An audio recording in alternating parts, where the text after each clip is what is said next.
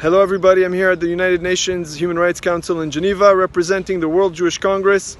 I'm about to speak against the biased Gaza report.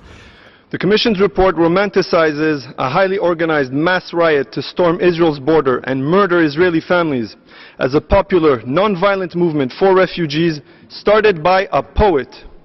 What an Orwellian fraud! Hamas's march was a carefully staged propaganda stunt to create images of casualties with which to indict Israel. And of course this commission obliged. Hamas understand well that their aggression will be eagerly supported by this body.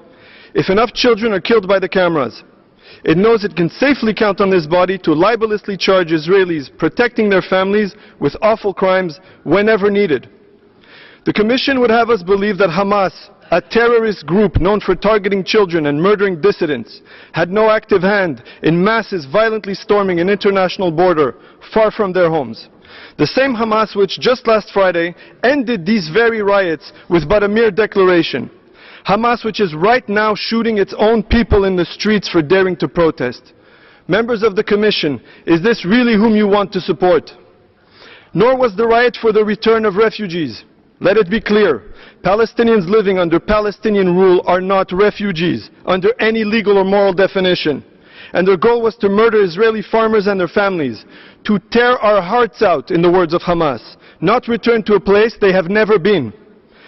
Finally, the report castigates Israel as an occupying power, revealing the anti-Israel psychosis that animates it.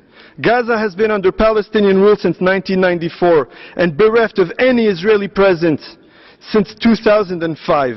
What occupation! This report is not merely irresponsible and embarrassing to this body. It is a blank check to terrorist groups. And its criminal dishonesty is why the Israeli people have absolutely no trust in the UN or this Council. Thank you, Mr. President.